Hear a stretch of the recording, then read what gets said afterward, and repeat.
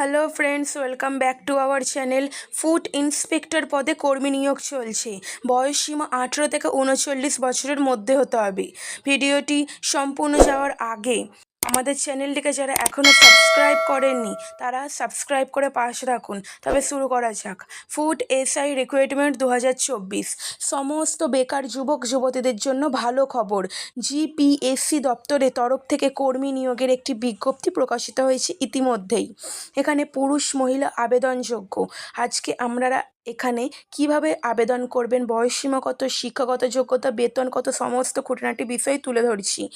শিক্ষাগত যোগ্যতা, যেহেতু এখানে অনেকগুলি শূন্যপদ আছে সেক্ষেত্রে প্রত্যেক পদের জন্য আলাদা আলাদা শিক্ষাগত যোগ্যতা লাগবে।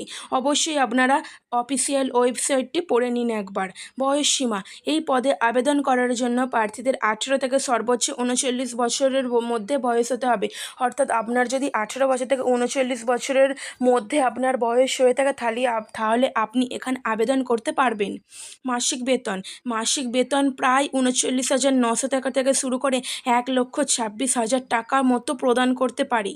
এই বিজ্ঞপ্তির অফিসিয়াল ওয়েবসাইট আমি ডেসক্রিপশন বক্সে দিয়ে দেবো, আপনারা সেখান থেকে দেখে নিতে পারেন। নিয়োগ প্রক্রিয়া, এখানে প্রার্থীদের অনলাইন টেস্ট ও ইন্টারভিউয়ের মাধ্যমে সঠিক ও যোগ্য প্রার্থীদের নিয়োগ করা হবে। আবেদন পদ্ধতি, এখানে প্রার্থীদের অনলাইনের মাধ্যমে নিজেদের আবেদন অন্তর্ভুক্ত করতে হবে।